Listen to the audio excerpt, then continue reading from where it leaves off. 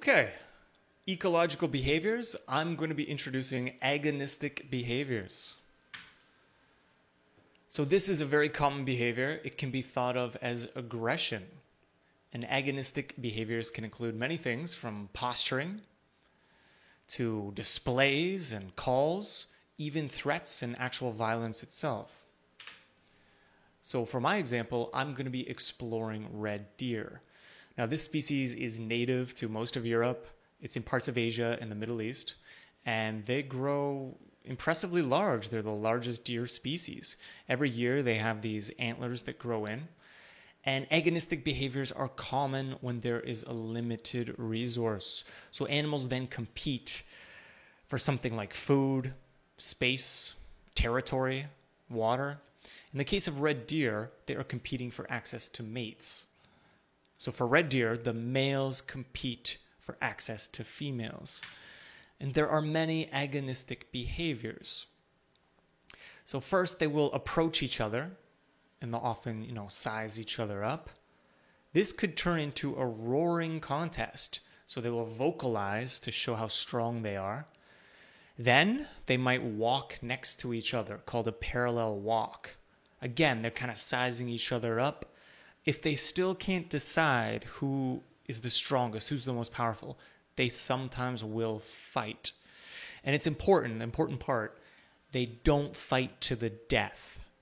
There is a contest. There are rules. They'll lock their antlers together and they'll begin pushing each other. Of course, at any point they can withdraw, just give up and say, no, this is not worth it. So let's watch a video to make this more clear.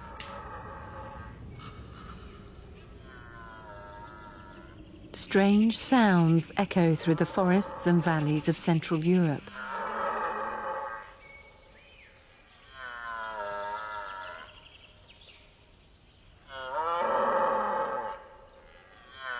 It's the sound of autumn and red deer stags starting their rut.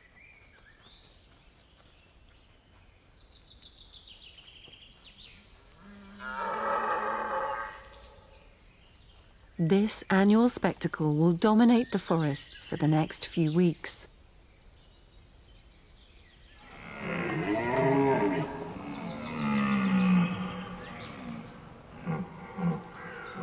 The females are now in season, and the mature stags challenge each other for supremacy.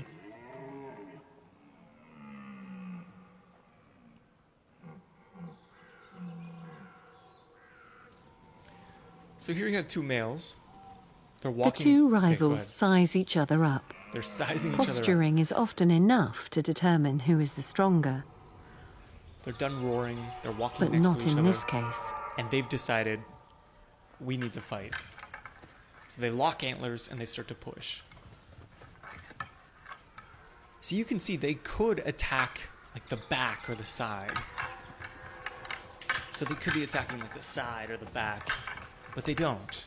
It's not about killing your opponent because that's risky for you too. When It's two just about males are finding out evenly... who would win. Okay. So what is the cause? What is the purpose? Well, there is a limited resource, mates. And another cause could just be their biological rhythm. So every year they grow these antlers, and every year there are hormonal changes. More testosterone makes them more aggressive.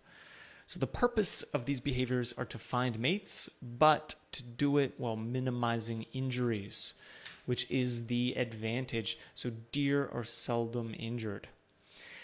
Using these agonistic behaviors, they can assess the outcome of an actual fight without fighting. So the disadvantage is that it's a winner takes all. And it can be expensive. So winner takes all, I mean the losers get nothing, but they can try again next year. Expensive, I mean they have to grow these large antlers, they have to fight, they often stop eating. So what about humans? Do humans have agonistic behaviors? Just think about it for a few seconds. Okay, so what about humans? I would say yes, absolutely. Just like animals, you can see humans We too, we often exhibit agonistic behaviors. So similar to deer, we will vocalize, we'll size each other up, we'll do intimidating postures, and sometimes this will actually fight. We don't often try to kill each other though, we're just, seeing who's the boss. Unlike deer, we're not fighting for mates. I think humans don't really fight for food or for space. Humans, I think, we mostly compete for social standing. An example would be bullying at school. It's just about trying to be cool. So of course, if someone does not back down, things can escalate into a fight. Similar to the deer, the intention is not to kill your classmate. It's just to get a bit of respect, social standing, all of that. Okay, so that's agonistic behavior. Any questions? Leave a comment. Don't forget to like, subscribe, follow, comment, share. Tell your friends, tell your mom, call the police, tell the newspaper.